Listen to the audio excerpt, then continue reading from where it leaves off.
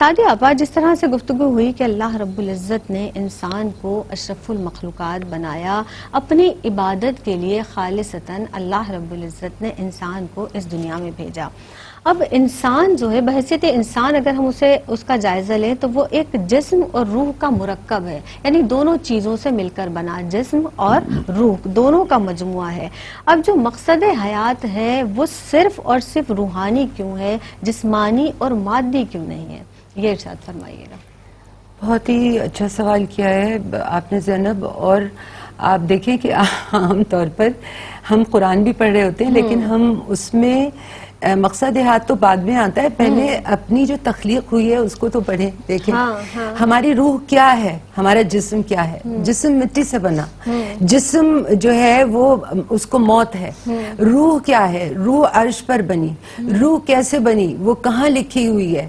اب جیسے پنجرے اور پرندے کی مثال ہے کہ ہمارا جسم جو ہے اس کے اندر روح ہے، تو وہ پرندہ کتنا قیمتی ہے جس کو پنجرہ اس کی حفاظت کر رہا ہے۔ اسی طرح ہمارے پاس خزانہ زیورات ہیں، اس کی حفاظت کے لیے ہم ایک ڈبہ یا لاکر کرتے ہیں تاکہ وہ اس کی حفاظت کرے، تو وہ حفاظت اور قدر کے لیے ہے جسم، نمبر 1۔ نمبر 2 یہ کہ جسم کا کام ہے کہ وہ عمل کرے، وہ حرکت کرے۔ اللہ تبارک و تعالیٰ نے بہت سارے ہمارے اندر ایک کہتے ہیں نا دنیا آباد ہے۔ دیکھیں مجھے اللہ نے وہ نفس بھی دیا جس کے اندر اچھائی اور برائی کی تمیز دے دی ہے۔ اس نے مجھے وہ روح بھی دی جو کہ بہت ہی قیمتی شے فرمایا۔ کیا فرمایا اس نے؟ سورہ الف لام میم سجدہ کے اندر کیسے فرمایا 7-8 نمبر کی آیت میں کہ وہ جس نے چیز بنائی بڑی خوب بنائی، اس نے پیدائش مٹی سے کی، اس کی نسل کو بے قدر پانی سے جو ہے وہ آگے بڑھایا، ثم سواہو، بس اس نے اس کو ٹھیک کیا، وَنَفَخَ فِيهِ مِن رُوحِهِ، اور پھر اس نے اس کے اندر روح پھونکی۔ سبحان اللہ، وہ روح بنا کر روح پھونکی انسان کی روح کے اندر اللہ تبارک و تعالیٰ نے۔ اس کے بعد فرمایا پھر اسے ٹھیک کیا، پھر اس میں اپنی روح پھونکنے کے بعد اس کے کان، آنکھیں اور دل بنائے۔ یہ بہت اہم بات ہے سمجھنے کی زینب۔ ہم سمجھتے ہیں کہ ہماری صرف آنکھیں یہ ہیں، کان یہ ہیں، دل، یہ ساری چیزوں پر ہمیں غور کرنا چاہیے۔ ہمارا نفس ہمیں نیکی اور برائی کا حکم جو دے رہا ہے اس کا تعلق بھی روح سے ہے، ٹھیک ہے؟ وہ ساری جو ہم اچھائیاں کر رہے ہیں ان سارے مثبت اثرات پھر روح کے اوپر وہ امپیکٹس پڑتے ہیں۔ وہ ساری جو ہم برائیاں کر رہے ہیں، وہ تمام منکرات کر رہے ہیں، ان سارا کا اثر روح کے اوپر پڑتا ہے۔ تو بیسیکلی روح اتنا قیمتی سرمایہ ہے کہ آپ سوچئے ایک منٹ کو کہ اللہ نے جب پھونکی ہوگی روح تو وہ کیا شدت ہوگی، وہ کیا قوت ہوگی اللہ کی طرف سے، اور اس کے بعد فرمانا کہ اب تم سجدہ کرو انسان کو۔ تو ہمیں اپنی روح کو کیوں پہچاننا ہے؟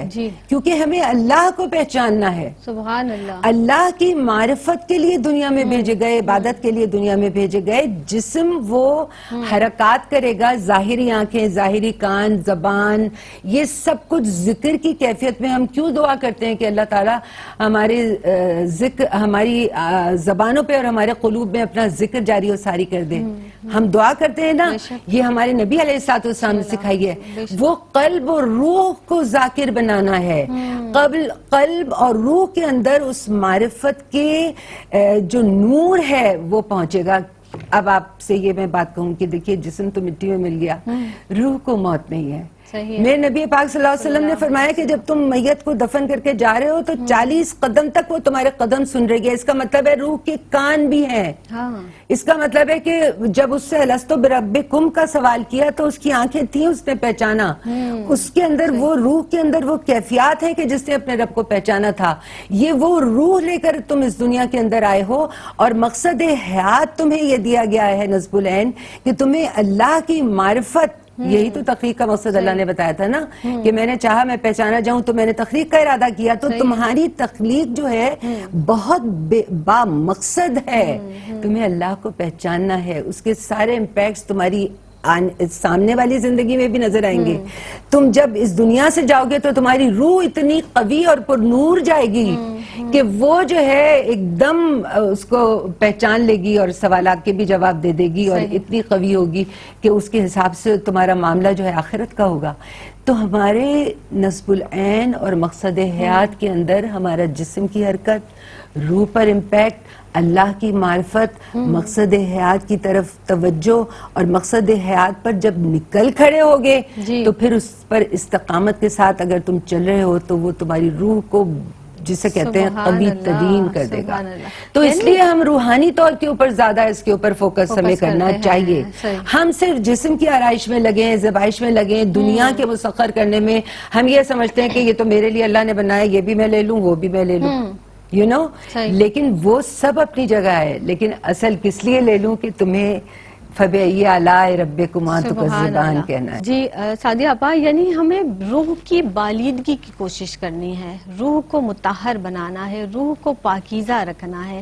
اپنی روح کو اللہ رب العزت کے حضور جب ہم تابع کر دیں گے تو پروردگار عالم کی ہم عبادت میں ہمیں محبت بھی ملے گی، اطاعت بھی ملے گی، ہمیں خشوع اور خضوع بھی ملے گا.